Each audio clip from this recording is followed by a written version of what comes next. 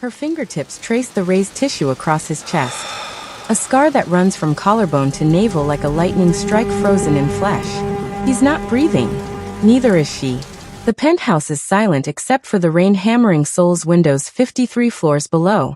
"Don't stop," he whispers, and it's not a request. Kaya Thompson's hand trembles.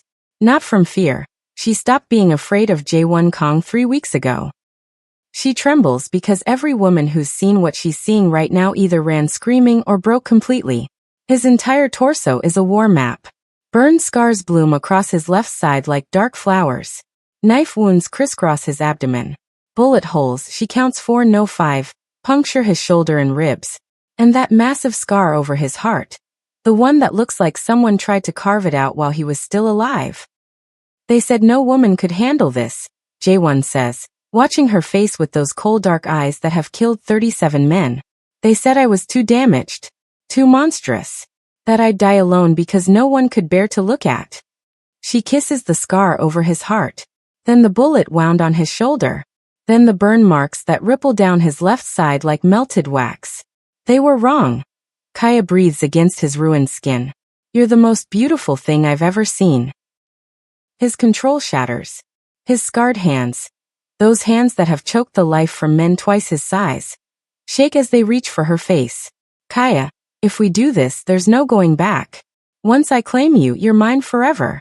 Do you understand? Forever." She's 23 years old. A virgin. A waitress from Houston who 6 weeks ago didn't know men like Jae-won Kang existed outside of movies. But when she looks at this scarred, deadly, broken man, she doesn't see a monster. She sees the only man she'll ever want. "Then claim me," she whispers. "Show me what no other woman could handle." Yeah, I know what you're thinking. How did a black girl from Texas end up in a Korean mafia boss's penthouse, about to give him her virginity, while he's covered in scars that would make most people vomit? How did I go from serving bibimbap to serving him? Well, let me take you back. Back to the night it all started. The night I made the worst, or best, decision of my entire life. The knife is an inch from Kaya's throat when she hears the first gunshot. She'd been working the late shift at Hanol, Seoul's most exclusive Korean restaurant, when 3 men followed her out at closing. She didn't recognize them. Didn't know why they grabbed her, threw her in a van, drove her to this rotting warehouse that smells like rust and death. "Please," she begs, and hates how small her voice sounds. "I don't have money. I don't know anything. Please." "You saw," the man with the knife says in Korean accented English. "You heard. Lee Sang-woo's shipment. The American witness." The second gunshot is closer. Then a third. Then screaming. The knife man turns toward the sound. His mistake. The warehouse door explodes inward. Not kicked, exploded, like someone put a battering ram through steel. And through the smoke and splinters walks a man Kaya has only seen from a distance, serving his private room at Hanol. Jae-won Kang. The scarred dragon. The mafia boss who controls West Seoul like it's his personal kingdom. He's not tall, maybe 5'10", but he moves like violence has a human form. His right hand holds a gun. His left hand is bare. And even from 15 feet away, Kaya can see the scars covering it. Burn marks. Blade marks. Marks that spell out a history written in pain. "Let her go," Jae-won says in Korean. His voice is quiet. Almost gentle. That's how Kaya knows he's about to kill everyone in this warehouse. Knifa man laughs. "Kang, this isn't your business. Choi Sung-min's orders. I'm making it my business." What happens next takes 7 seconds. Jae-won moves. The gun fires twice. Both of the knife man's partners drop, headshots, dead before they hit concrete. Knife man lunges at Kaya. Jae-won crosses 15 feet impossibly fast, catches the knife hand mid-strike, twists. The snap of breaking bone echoes like a firecracker. Knifa man screams. Jae-won's scarred hand wraps around his throat, lifts him, and squeezes. Kaya watches a man die 6 feet in front of her. Watches the light leave his eyes. Watches Jae-won's face remain completely calm, almost bored, while he chokes the life out of someone with his bare hand. He drops the body, turns to Kaya. And that's when she sees it. A gash across his forearm, bleeding through his expensive black shirt. In saving her, he got hurt. "You're bleeding," she says, because apparently her brain has stopped working. Jae-won stares at her. You're worried about me? You saved my life. I ended 3. He takes a step closer. His eyes, God, his eyes are like looking into a furnace. You should be screaming. Running. You should be terrified. Kaya's hand reaches out before she can stop herself. Touches the scar on his hand, the one still wet with another man's blood. I'm not. Something shifts in Jae-won's face. Something dangerous and possessive and hungry. Mine, he breathes. You're mine now. And Kaya. 23-year-old virgin Kaya Thompson from Houston, Texas, feels heat flood her body at those words. At the way this deadly, scarred man is looking at her like she's the only thing that exists in the world. Okay, she whispers. His eyes widen. You don't understand what that means. Then explain it to me. Jae-won carries her. Actually carries her like she weighs nothing, one arm under her knees, one behind her back. She can feel his heartbeat through his shirt. Fast, way faster than it should be for someone who just killed 3 men without breaking a sweat. You're hurt, he says, nodding toward the blood seeping through her waitress uniform at her side. Knife wound. Shallow but needs stitches. Where are you taking me? Private doctor. Can't go to a hospital. They ask questions. He looks down at her, and for the first time, she sees vulnerability flash across his face. I won't hurt you. I need you to know that. I kill for a living, but I would never. I know. You don't. You don't know anything about me. Then tell me. The car ride is silent, but Jae-won's hand never leaves hers. His thumb traces circles on her palm, gentle, rhythmic, hypnotic. She watches his face in the passing streetlights. Sharp jaw, knife scar across his left cheekbone. Full lips that have probably said terrible things, done terrible things. She wants to kiss him so badly it physically hurts. Dr. Park's office is in a nondescript building in Gangnam. The doctor, an elderly woman with knowing eyes, takes one look at them and says nothing. Just gestures to the examination room. Jae-won starts to leave. Give Kaya privacy. Stay, Kaya says. Please. So he stays. Stands in the corner, watching as Dr. Park cuts away Kaya's uniform shirt to expose the knife wound. It's a 4-inch gash along her ribs, painful but not deep. You're lucky, Dr. Park says in English. Another inch and he would have punctured your lung. Jae-won's hands curl into fists. Kaya sees his knuckles go white. As Dr. Park stitches, Kaya watches Jae-won. Watches him watch her. His jaw is clenched so tight she can see the muscle jumping. His eyes track every wince, every sharp breath she takes. Roll up your sleeves, Dr. Park tells Jae-won without looking at him. I need to check that arm. He hesitates. And in that hesitation, Kaya understands. He doesn't want her to see. It's okay, she says softly. I want to see. Jae-won's eyes lock on hers, searching for disgust, fear, pity, finding none of it. Slowly he rolls up his right sleeve. The scars are worse than she imagined. Burn marks cover his entire forearm, the skin shiny and warped like melted plastic. Knife scars crisscross over the burns. And tattooed over all of it, a dragon, black ink worked into the damaged tissue, turning his scars into art. Kaya can't breathe. Not from horror. From something else entirely. Who did this to you? She whispers. People who thought they could break me. His voice is flat. Dead. They were wrong. Good. His eyes snap to hers. Good. Good that they failed. Good that you survived. Good that you're here. She doesn't understand where this boldness is coming from, but she can't stop. Because if they'd succeeded, you wouldn't have saved me tonight. The air in the examination room gets thick. Heavy. Electric. Dr. Park clears her throat. All done. Keep the wound clean. No heavy lifting for a week. And you, she points at Jae-won. Get that arm properly bandaged before it gets infected.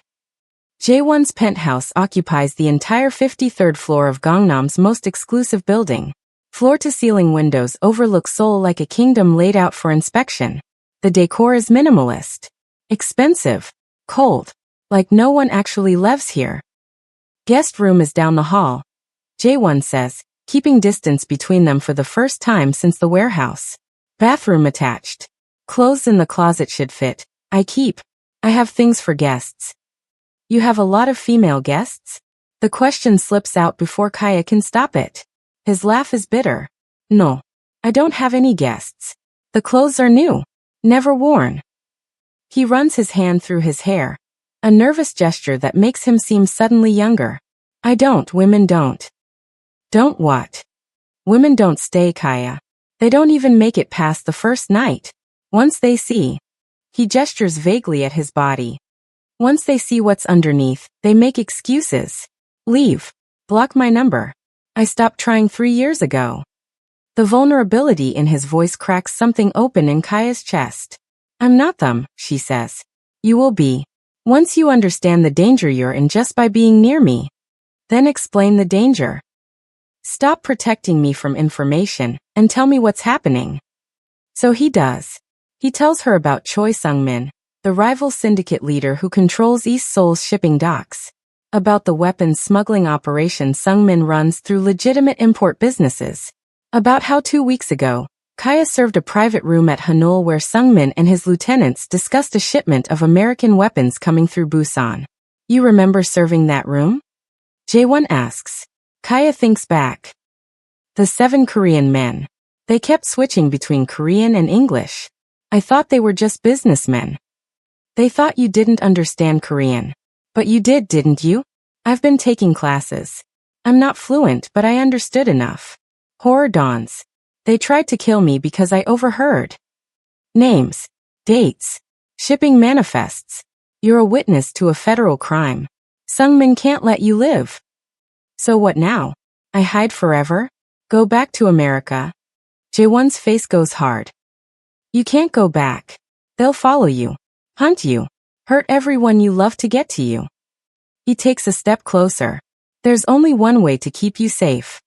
What? You stay with me. Under my protection. In my world. Another step.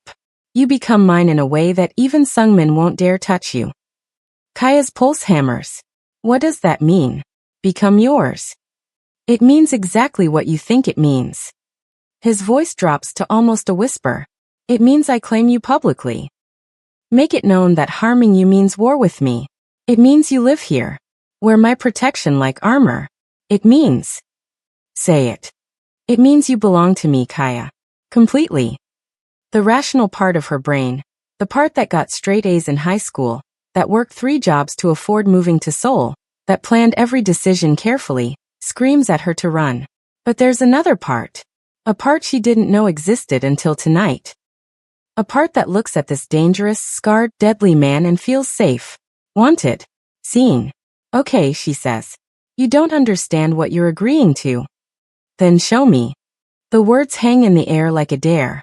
Jae-won crosses the distance between them in 2 strides. Stops inches away. His scarred hand rises slowly, giving her every opportunity to flinch, to back away. When she doesn't, his fingers brush her cheek with devastating gentleness.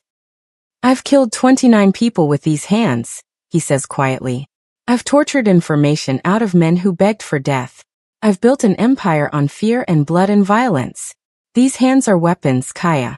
Not meant for touching something soft. Something pure. She turns her face into his palm. Kisses the center of his scarred hand. Touch me anyway.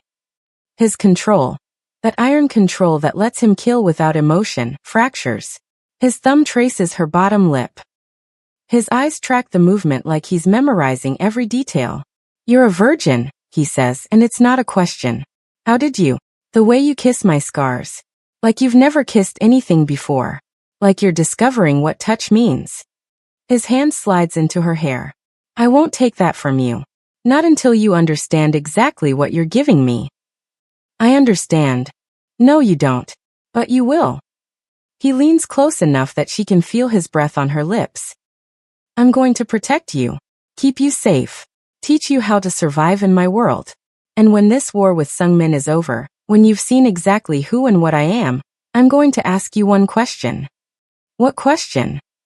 Whether you still want me to be your first, your last, your only. His lips brush her ear. And if you say yes, Kaya, when you say yes, I'm going to take my time, learn every inch of you, make you feel things you didn't know existed. I'm going to worship you the way you worship these scars. And then I'm going to ruin you for any other man. Heat floods through her body, liquid and electric and overwhelming. What if I say yes right now? Then you'd be deciding with fear and adrenaline, not clarity. He pulls back, and the loss of his heat makes her want to cry. I want you to choose me knowing exactly what you're choosing.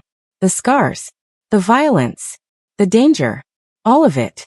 What if I already do? His smile is sad. Beautiful. Heartbreaking. Ask me again in a week. After you've seen what's underneath these clothes. After you've watched me do what I do. After you've had nightmares about the man who touches you. He turns toward the door. J1. He stops. Doesn't turn around. I'm not going to run, Kaya says. I don't know how I know that, but I do. Whatever you show me, whatever scars you're hiding, I'm not going to run. For a long moment he says nothing. Then, we'll see. Kaya lies in the guest bed, staring at the ceiling. Down the hall, she can hear water running, J1 in the shower. She imagines him under the spray. Imagines the scars covering his body. The ones he's so convinced will make her run. She thinks about his hands, those deadly scarred hands, and how gentle they were on her face. She's never wanted anyone before. Never understood what desire meant. But now, lying in this stranger's penthouse, all she can think about is knocking on his bedroom door. Asking him to show her. Begging him to touch her. The water cuts off. Silence. And Kaya makes a decision that will change everything. What could possibly be so horrifying about J1's body that every woman runs? And why does Kaya feel desperate, starving, to see every inch of what he's hiding? More importantly, when he finally shows her, when he finally claims her virgin body with those scarred hands, will she survive the intensity of a man who spent 12 years being untouched? Morning comes too early. Kaya wakes to find fresh clothes laid out. Designer jeans that fit perfectly, a soft black sweater, undergarments still in packaging. On the nightstand, a note in sharp handwriting. Meeting at 10 a.m. Stay in the penthouse. Don't answer the door for anyone. Don't trust anyone. JW. The presumptuousness of it should annoy her. Instead, she finds herself smiling. She explores the penthouse. The kitchen is massive but barely used. Restaurant takeout containers fill the trash. The living room has expensive furniture that no one sits on. But the thing that catches her attention is the wall of windows overlooking Seoul. And the man standing in front of them. J1 wears a charcoal suit that probably costs more than 6 months of Kaya's salary. His hair is styled back, revealing the knife scar on his cheekbone. From behind he looks like any other wealthy businessman. Then he turns. Even through the suit, Kaya can see the careful tailoring that hides his body. The way the jacket is cut to conceal rather than reveal. He catches her staring. I have to meet with Choi Sung-min, he says without preamble. Neutral territory. Luxury hotel in Gangnam. He wants to negotiate your situation. My situation. Whether he kills you or I protect you. He says it so casually, like they're discussing whether. I need you to stay here. My men are positioned in the building. If anything happens, I'm coming with you. His expression doesn't change. Absolutely not. He wants to negotiate about me. I should be there. Kaya? I'm not hiding while you decide my fate. For a long moment, they stare at each other. Then J1's lips curve into something that might be a smile. You're going to be trouble, he says. Is that a yes? It's a wear something that covers your stitches and stay behind me at all times. The hotel is the kind of place Kaya has only seen in magazines. Marble floors. Crystal chandeliers. Staff who pretend not to see the bulges of guns under expensive suits. Choi Sung-min waits in a private meeting room. He's older than J1, maybe 50, with silver threading his black hair and eyes like chips of ice. 2 bodyguards flank him. Kong, Sung-min greets in Korean, not bothering to stand. Then his eyes slide to Kaya. And the American witness. How unexpected. We're here to establish boundaries, J1 says, switching to English. His hand rests on Kaya's lower back. Possessive, protective. Last night, your men attacked what's mine in my territory. That's a violation. Your territory? Sung-min laughs. A waitress you've known for what, 12 hours? This is the great scarred dragon's weakness? A black American girl who... Finish that sentence, Jae-won says quietly, and see what happens. The temperature in the room drops. Sungmin's smile doesn't reach his eyes. She's a witness to federal crimes. I can't have her testifying. She won't testify. She doesn't know anything useful. She overheard fragments in a language she barely speaks. That's not good enough. Then here's what is good enough. Jae-won takes a step forward. She's under my protection.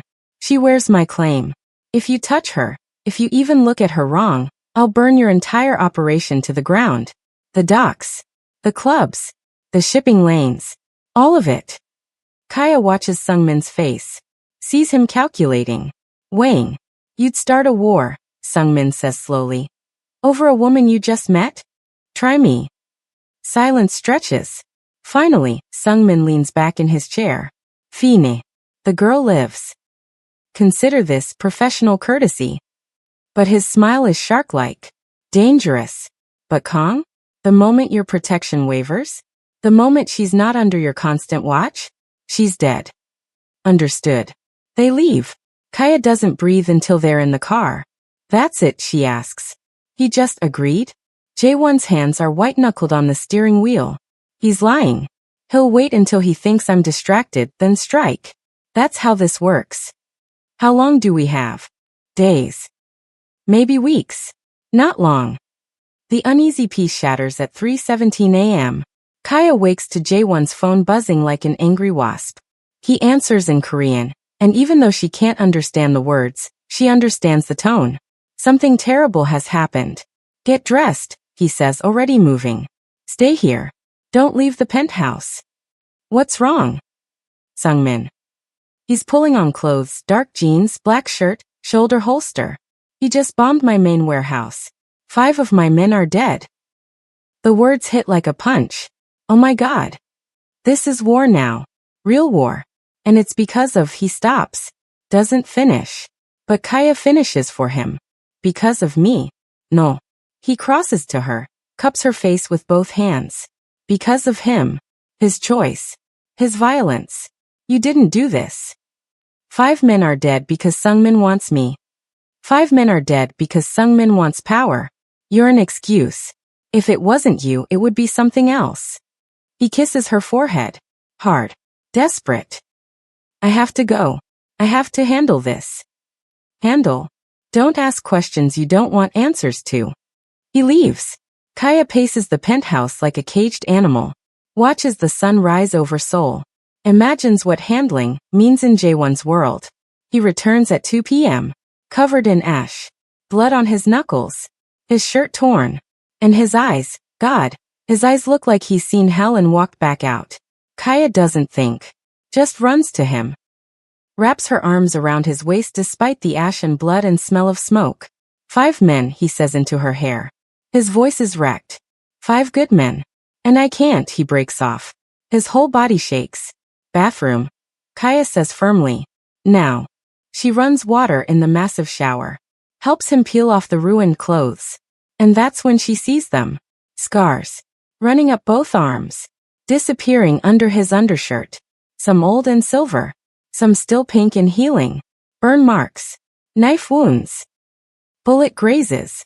His arms are a roadmap of violence. And Kaya wants to kiss every single one. Let me, she says softly. He doesn't resist. Lets her guide him into the shower. The water runs red, then pink, then finally clear. Kaya takes soap and a cloth and washes the blood from his knuckles.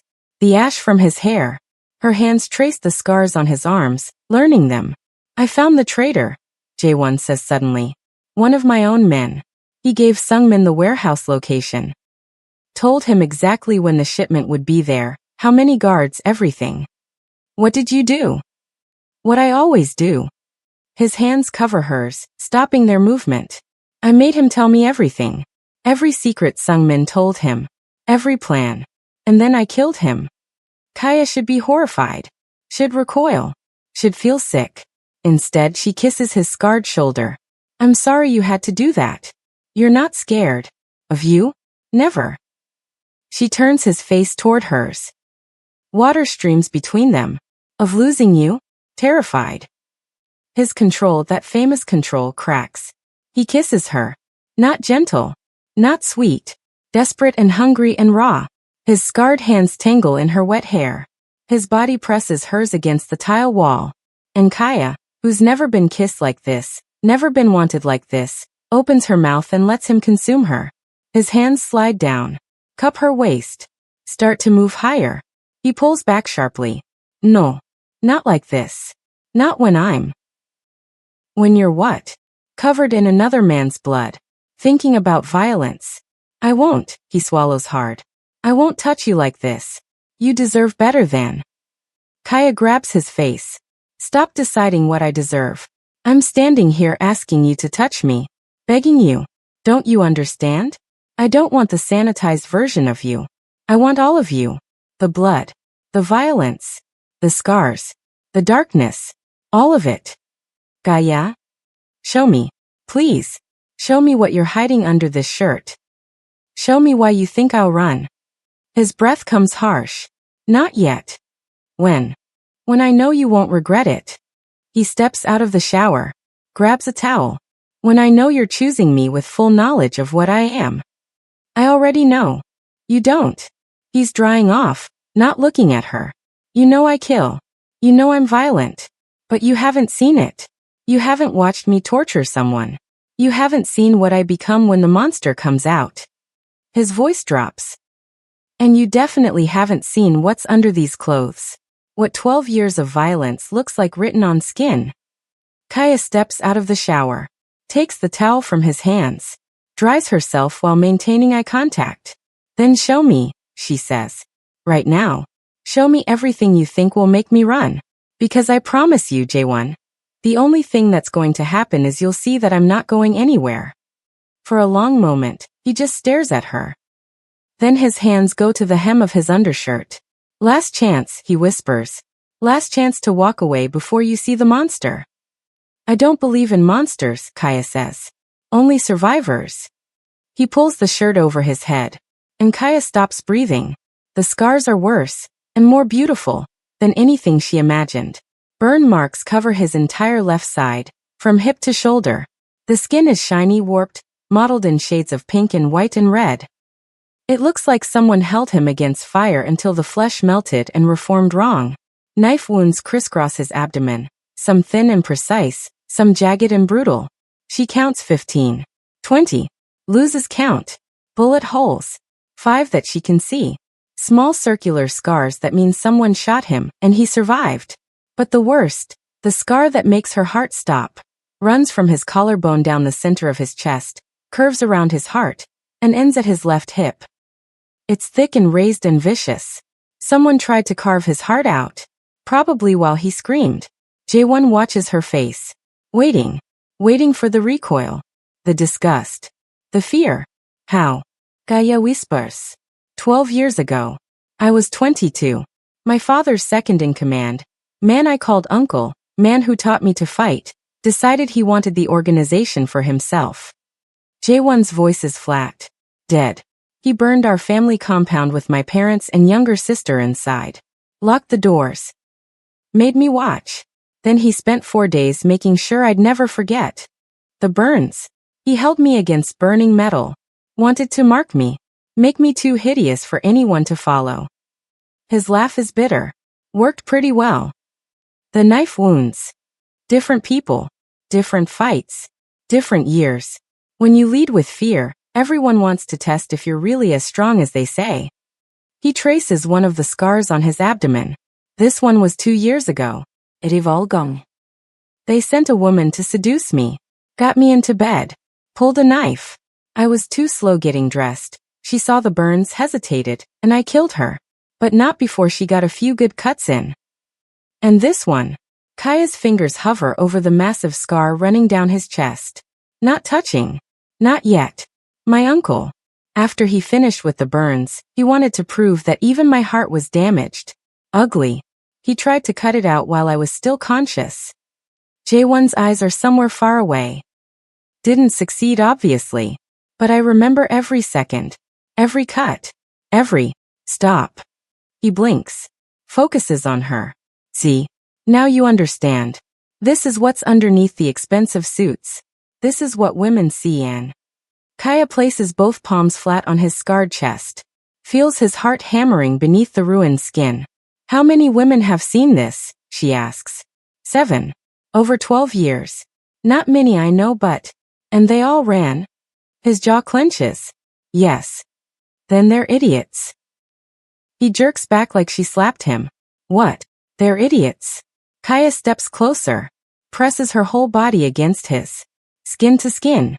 Her smooth brown skin against his scarred, warped flesh. Because this, she runs her hands over the burn marks, means you survived fire. This, her fingers trace the bullet holes, means you survived being shot 5 times. And this, she kisses the massive scar over his heart, means your heart refused to stop, refused to give up, refused to die. Kaya. You're not a monster, Jaewon. You're a miracle. She's crying now, tears mixing with the shower water still clinging to her skin. Every scar is proof that you're alive, that you survived things that should have killed you, that you're stronger than pain and fire and bullets and betrayal. He's trembling. This deadly, dangerous man is shaking like a leaf. I'm ugly, he whispers. You're beautiful. I'm diamond. You're perfect. I'm. She kisses him. Cuts off whatever self-loathing was about to come out. Kisses him like she can pour all her wanton need and desperate aching desire into him. And when she pulls back, she looks directly into his eyes. I want you, she says clearly. All of you. The scars. The violence. The darkness.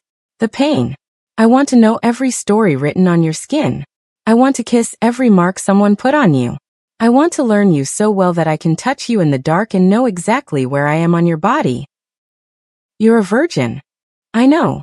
She takes his scarred hand and places it on her breast. And I'm choosing you to be my first. My last. My only. I'm choosing these hands that have killed 29 people. I'm choosing this body that survived hell. I'm choosing you, Jaewon. All of you. Every terrifying, beautiful, damaged, perfect piece. His control shatters. He kisses her like a drowning man finding air. His scarred hands, those hands he's so convinced are weapons. Touch her with devastating gentleness. Cup her face. Tangle in her hair. Trace the curve of her spine. If we do this, he breathes against her mouth, I won't be able to let you go. Ever. You understand? You'll be mine forever. Promise. A sound escapes him. Half laugh, half sob. I need to keep you safe first. End this war with Sungmin. Make sure you're not in constant danger before I. How long? Weeks. Maybe a month. I need to plan. Need to strike in a way that ends him permanently. Kaya pulls back. Looks at this beautiful, scarred, broken man who thinks he's a monster. Then teach me, she says. Teach me to fight. Teach me to protect myself. Stop treating me like something fragile that needs to be locked away. I want to stand beside you, not behind you. His eyes search hers. You're serious. Completely. A slow smile spreads across his face. It transforms him. Makes him look young. Almost innocent. You're going to be so much trouble, he says. Is that a yes? It's a training starts tomorrow and you're going to hate me. Impossible. He kisses her again. Soft. Sweet. Reverent. I love you, he whispers against her lips. I know it's too soon. I know I shouldn't. But I've loved you since the warehouse.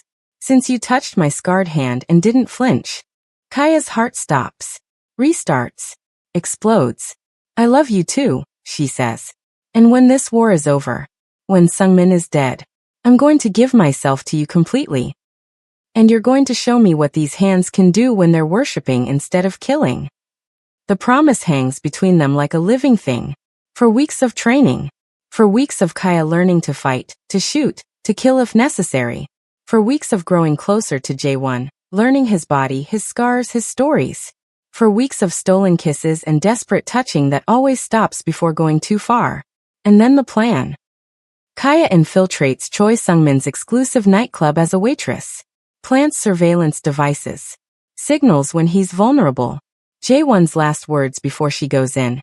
If anything happens to you, I'll burn Seoul to the ground. Kaya's response. Then I better make sure nothing happens. She walks into the nightclub. Sungmin's eyes lock on her immediately, and she sees recognition flash across his face. Can Kaya maintain her cover when Sungmin suspects who she really is? Can Jae-won rescue her before Sungmin does to her what was done to him 12 years ago? And when the final battle comes, when blood spills and bodies drop, will their love survive? More importantly, when Jae-won finally claims Kaya's virgin body, when those scarred hands finally touch her the way she's been begging for, will the gentleness she sees in him survive the violence he's about to commit? Or will she learn that loving a monster means becoming one? Eclipse Nightclub is the kind of place where million-dollar deals happen in velvet booths and beautiful people dance to music that costs more than most people's cars. Kaya, dressed in the club's signature black cocktail dress and heels, carries a tray of champagne like she's done this 1,000 times. She hasn't. Her hands shake so badly, she nearly drops the glasses twice. Calm, comes Ji-yeon's voice in her nearly invisible earpiece. Jae-won's female lieutenant is running surveillance from a van 3 blocks away. You're doing great. Sungmin's in the VIP section, 3rd floor. You have 15 minutes to plant the cameras. Kaya navigates through the crowd. The first camera goes in the bathroom, tiny, disguised as part of the decorative mirror. The second goes under a table in the main VIP lounge. The third. Well. Kaya's blood turns to ice. Choi Sungmin stands 5 feet away, flanked by 2 bodyguards. His eyes travel down her body slowly, analytically. You look familiar, he says in English. Have we met? Every instinct screams run. But Kaya forces a smile. I don't think so, sir. First night working here. He steps closer. Too close. You're American. Yes, sir. From Houston. Houston. His smile doesn't reach his eyes. And what's a Houston girl doing in Seoul? College. Studying international business. The lie comes easy. She and Jae-won practiced this exact conversation 50 times. Interesting. Sungmin gestures to the private VIP room behind him. I'm having a small gathering. I could use an American waitress. Someone who understands English business etiquette. Kaya's earpiece crackles. Say yes, Ji-yeon hisses. Get inside. Plant the last camera. I'd be honored, Kaya says. She follows him into the private room. 7 men sit around a table covered in drinks and documents. They're speaking rapid Korean, something about shipment schedules and payment routes. Kaya serves drinks. Smiles. Pretends not to understand. Her hand trembles as she sets glasses down. And she uses the movement to place the 3rd camera under the table's edge. Done. She has all 3 planted. She just needs to. You know what's funny? Sungmin says suddenly. I had a waitress working at Hanul a few weeks ago. Black girl. American. She overheard something she shouldn't have. Kaya's heart stops. Really, she manages. What happened to her? We tried to eliminate the problem, but someone interfered. His eyes lock on hers. Someone very protective. Sir, I don't. You have the same eyes. He stands. Walks toward her. The same voice. Hell, the same way of standing. The room goes silent. All 7 men are staring at her. In fact, Sungmin continues, I'd bet everything I own that you're Kang's little black waitress. The one he's been hiding in his penthouse for 6 weeks. Kaya's hand moves before her brain catches up. Reaches for the gun strapped to her thigh under the dress. Sungmin is faster. Grabs her wrist. Twists. The gun clatters to the floor. Kaya screams. It's blown. He knows. Sungmin yanks her against him. Pulls a knife from his jacket. Presses it to her throat. Tell Kong, he says to one of his men, that I have his woman. If he wants her back, he can come collect her body. Jae-won receives the message while sitting in his car 2 blocks away. Ji-yeon's voice is frantic in his earpiece. They have her. Sungmin made her. He has a knife to her throat and he doesn't hear the rest. The monster. The thing Jae-won keeps locked deep inside. The thing that survived fire and torture and betrayal. Wakes up. He enters Eclipse through the back entrance. 4 guards try to stop him. They die in under 30 seconds. Gun. Knife. Bare hands. Doesn't matter. They're obstacles between him and Kaya. He takes the stairs 3 at a time. Kills 2 more guards on the second floor landing. A third on the stairs to VIP. The thing is, Jaewon doesn't feel anything when he kills. No guilt. No satisfaction. Just cold mechanical efficiency. He's killed so many people that it's muscle memory. But tonight? Tonight he feels. He feels the burn scars on his side pulling tight as he moves. Feels the bullet-wound scars in his shoulder throbbing. Feels the massive scar over his heart, the one Kaya kissed, pulsing with every beat. He feels alive. And terrified. Because for the first time in 12 years, he has something to lose. The VIP room doors are reinforced steel. Jaewon doesn't bother trying the lock. Just sets a breaching charge and blows them off the hinges. The explosion rocks the entire floor. Through the smoke he sees her. Kaya. Hands zip-tied behind her back. Kneeling on the floor. Sungmin behind her, knife still at her throat. Their eyes meet across the ruined room. And Kaya, beautiful, brave, insane Kaya, smiles. Took you long enough, she says. Kong, Sungmin shouts. One more step and I cut her throat. Jaewon assesses. 7 men total. All armed. Sungmin has the knife. Kaya's positioned as a human shield. Impossible. Perfect. Kaya, he says calmly. Remember what Jian taught you? The move for knife at throat situations. Her eyes widen. The one I only did successfully once? That's the one. On my mark. You can't be serious. 3. Jaewon. 2. Kaya takes a breath. This is insane. 1. She moves. Drops her weight suddenly, throwing Sungmin off balance. Twists her head away from the knife. Slams her skull back into his nose. Sungmin staggers. The knife wavers. Jaewon fires. The bullet catches Sungmin in the shoulder, non-lethal. He wants him alive for what comes next. Then all hell breaks loose. The 7 men open fire. Jaewon dives behind an overturned table. Returns fire. 2 go down. 3. Kaya, hands still zip-tied, crawls toward a dropped gun. Stay down. Jaewon roars. She ignores him. Gets the gun. Can't hold it properly with her hands bound, but manages to brace it against a chair and fire. Takes out a 4th man. Jaewon's heart simultaneously swells with pride and stops with terror. The firefight is brutal. Close quarters. Nowhere to hide. Jaewon takes a bullet to the shoulder. The same shoulder that already has 2 bullet scar from years ago. He doesn't stop. Can't stop. The 5th man dies. The 6th. Only Sungmin left, bleeding from his shoulder, dragging himself toward the window. Jaewon crosses the room. Grabs him by the throat. Lifts him like he weighs nothing. You hurt her, Jaewon says quietly. You scared her. You put a knife to her throat. She's just a whore, Sungmin chokes out. Jaewon's grip tightens. She's my everything. He doesn't make it quick. Kaya watches from across the room, her hands finally freed by Ji-yeon, who burst in with the backup team.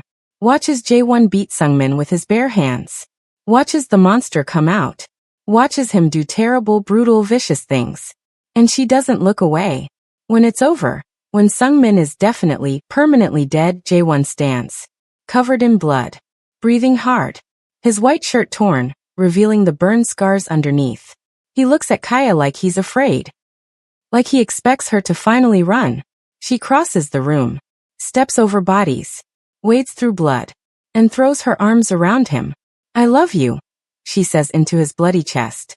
I love you, I love you, I love you.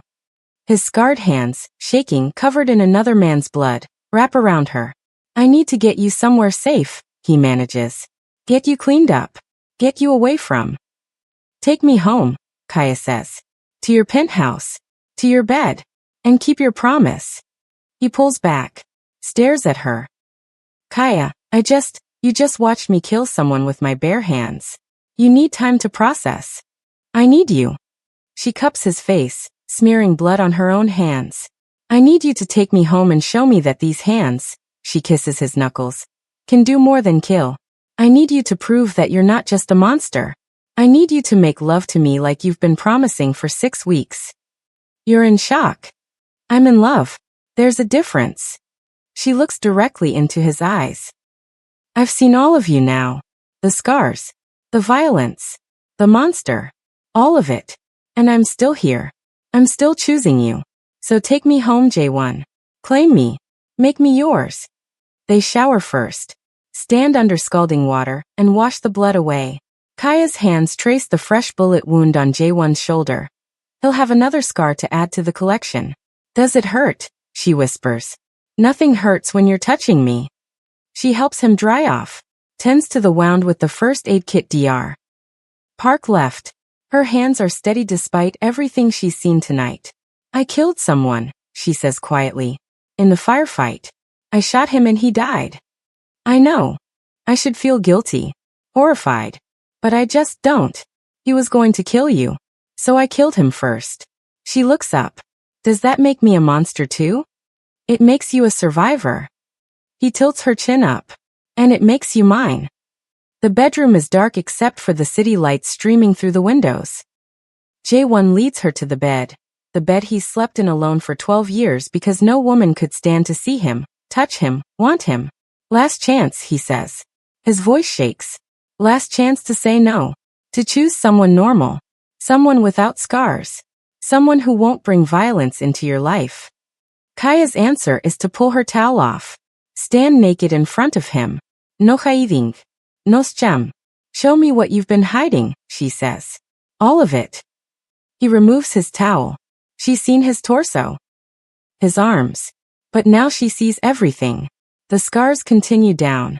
Marks on his hips. His thighs. Evidence of 12 years of violence written across every inch of skin. And Kaya thinks he's the most beautiful thing she's ever seen. You're staring, he says quietly. I'm memorizing. She steps closer. I want to know every scar. Every story. That would take years. Good thing I'm planning to spend the rest of my life with you. His breath catches. Kaya. This one?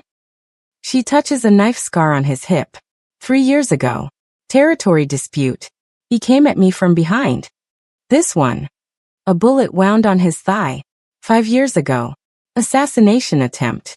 I was too slow. This one. The massive burn scar covering his left side. You know that one. Tell me again. My uncle. The fire. The betrayal. His voice is raw. The moment I lost everything and became the monster. You're not a monster. She kisses the burn scar. Then the bullet wound. Then the knife mark. You're a survivor. A fighter. A man who refused to break.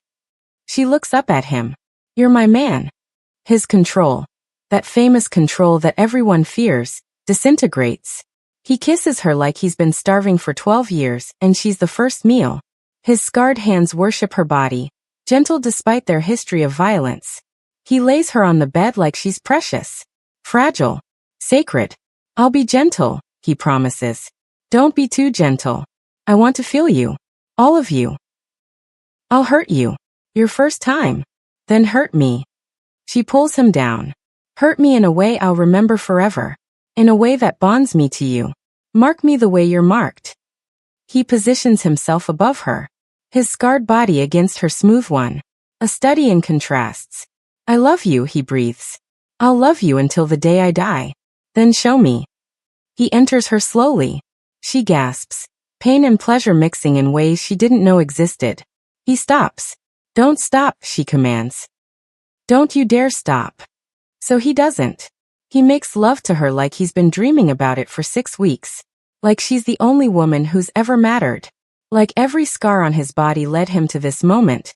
This woman, this perfect, impossible love. Kaya wraps her legs around his scarred waist. Runs her hands over his ruined back. Kisses the massive scar over his heart. Mine, she whispers. You're mine. Yours, he agrees. Forever yours. The pain fades. Becomes pleasure. Becomes something transcendent. He moves in her and she moves with him, and together they create something neither has ever experienced. Afterward, they lie tangled in sweaty sheets. His scarred hand rests on her hip. Her smooth hand traces the burn marks on his side. You know what's funny? Kaya says softly. What? Everyone said no woman could handle your scarred body. That you were too damaged. Too monstrous. She kisses his chest. But they were wrong. It's not about handling you. It's about loving you. All of you. Scars and darkness included. I don't deserve you. Probably not. But you're stuck with me anyway. He laughs. Actually laughs. The sound is rusty, like he hasn't done it in years. I'm going to spend the rest of my life proving I'm worthy of you, he says. You already are. Kaya stands in front of the mirror, studying her reflection. The girl who moved to Seoul 7 months ago, naive, inexperienced, innocent, is gone. In her place stands a woman who's killed to protect what's hers. A woman who's loved a monster and found beauty in scars. A woman who's 3 months pregnant. The test sits on the bathroom counter. 2 pink lines. Undeniable. Jae-won finds her there. Takes one look at the test and freezes. Are you? He can't finish the sentence. Yes. Silence. Then he drops to his knees. Presses his forehead against her stomach. Thank you, he whispers. Thank you for giving me a future. For making me human again. For loving the monster. You were never a monster. Her hands thread through his hair. You were always just a man waiting for someone to see you. He stands. Cups her face. Marry me. What? Marry me. Make this official. Give our child my name. Let me spend every day for the rest of my life proving I'm worthy of you. Kaya's smile could light up the whole city. Yes. Wedding. Small ceremony. His Mafia family and her friends from Hanul. She wears white. He wears black. And when they kiss, his scarred hands cradle her growing belly. Business. Jae-won starts legitimizing his operations. Uses Mafia money to buy legal businesses. Kaya becomes co-owner of an expanded Hanul, now a chain of 5 restaurants across Seoul. Integration. She teaches him about Black American culture. He teaches her Korean traditions. Their child will inherit both worlds. Respect. Other Mafia families attend their wedding. Give gifts. Acknowledge Kaya as Jae-won's equal, not his weakness. Preparation. They convert a spare bedroom into a nursery. Paint it neutral yellow. Fill it with books in both English and Korean. Intimacy, their private moments. Kaya still traces his scars every morning. The ritual has become sacred. Each scar has a story. Each story brings them closer. Strength. Kaya continues training. Even pregnant, she works with Ji-yeon. Learns to protect herself. Their child. Their future. Labor comes fast and brutal. Jae-won, who's faced down armed men without flinching, looks terrified as he drives her to the private hospital Dr. Park arranged. You're okay, he keeps saying. You're okay. You're okay. I'm fine. Kaya grits out between contractions. You've been shot 5 times. I can handle childbirth. That's different. How? Because I love you more than I love myself. And if something happens to you, I'll. Nothing's happening to me. I'm strong. You made me strong. The labor is long. Painful. Excruciating. Kaya screams and curses and threatens to kill Jae-won for doing this to her. He never leaves her side. Lets her crush his scarred hand. Whispers encouragement. Tells her she's strong. Beautiful. Perfect. At 4:47 a.m., their daughter is born. She has Kaya's dark skin and Jae-won's Korean features. A perfect blend of both worlds. When she opens her eyes, they're the same coal dark as her father's. Jae-won holds her for the first time and breaks down completely. This deadly, dangerous man who never cries, cries. She's perfect, he whispers. How did we make something so perfect? We made her from scars and survival, Kaya says. From love that refused to break. From choosing each other every single day. They name her Ji-hae. Wisdom and grace in Korean. The warehouse where they first met has been demolished. In its place, a community center funded by anonymous donors. It offers services for abuse survivors. Teaches self-defense. Provides counseling. Kaya stands at the ribbon-cutting ceremony, Ji-hae on her hip. Jae-won beside her. They look like any other wealthy Seoul family. But Kaya knows the truth. She knows that under his expensive suit, Jae-won still carries scars from 12 years of violence plus the new ones from the night he saved her. She knows that his Mafia ties aren't completely severed. Some things you can't walk away from completely. She knows that she's killed. That she's capable of violence. That she's not the innocent girl from Houston anymore. But she also knows this. Love isn't about perfection. It's about seeing someone's scars, physical, emotional, mental, and saying, "You're beautiful because you survived, not despite it." After the ceremony, they return to the penthouse. Jihai naps in her nursery, and Kaya and Jaewon stand by the windows overlooking the city they conquered together. "Any regrets?" he asks. She thinks about it. Really thinks. "Only one," she says. His face falls. "What?" "That I didn't meet you sooner." His smile is blinding.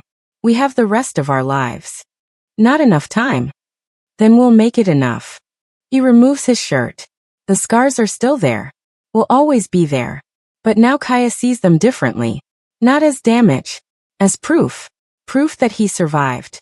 Proof that he's strong enough to love. Proof that beauty exists in broken things if you're brave enough to look. She traces the scar over his heart. The one she kissed that first night. The one that made her fall in love. "Do you remember what you said?" she asks. "That night you showed me everything? You said that if I still wanted you after seeing the scars, you'd ruin me for any other man." "I remember." "Well, congratulations. Mission accomplished. I can't imagine wanting anyone else. Ever." "Good." He lifts her, carries her to their bedroom.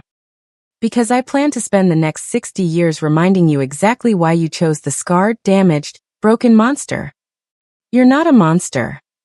"No," he agrees, laying her on the bed. "I'm your monster. There's a difference."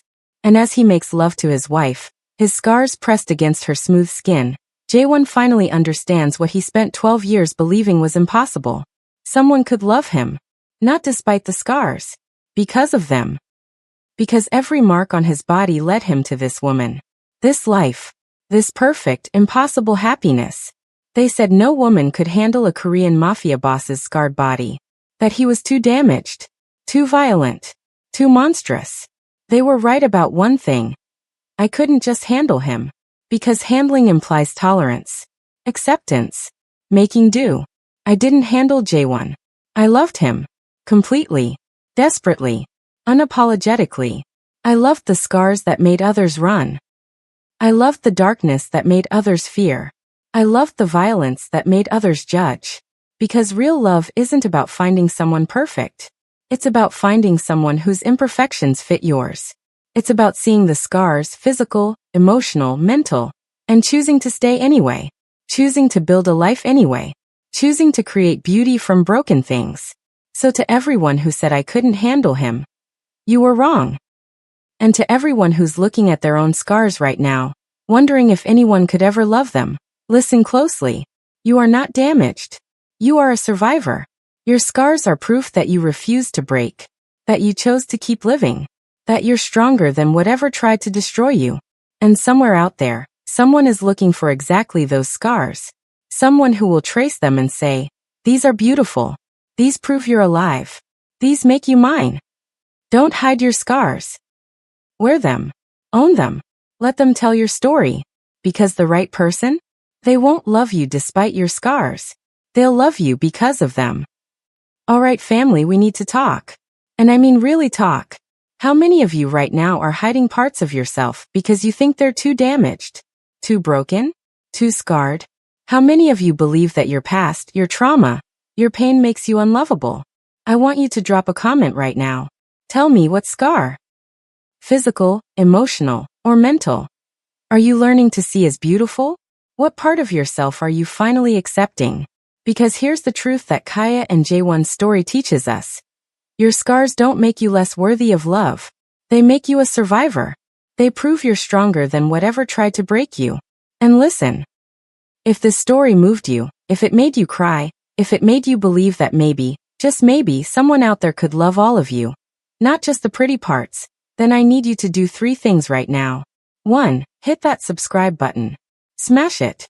Because next week's story is about a Black single mother and a Korean CEO with secrets that will wreck you emotionally. You don't want to miss it. 2. Turn on those notifications. That little bell icon. Because I drop these stories every week, and they sell out fast in terms of views. Be early. Be part of the community. 3. And this is the most important one. Share this video. Someone in your life needs to hear this message today. Your friend who thinks their past makes them unlovable. Your sister who hides her struggles. Your brother who thinks he has to be perfect. Send them this link. Tag them in the comments. Be the reason they start seeing their scars as beautiful. Drop your thoughts below. Tell me, could you love someone like J1? Could you see past the scars to the survivor underneath? Or better yet, tell me about a time someone saw your scars and chose to stay. Your engagement keeps these stories alive. Your comments inspire the next chapter. Your shares change lives. So comment, subscribe, share. Let's build a community that celebrates survival, not perfection. That sees beauty in broken things. That loves because of the scars, not despite them. I'll see you next week with another story that will make you feel everything. Until then, remember, you are not your scars. You are the strength it took to survive them. Now go, subscribe, comment, share, and let's change the world one story at a time.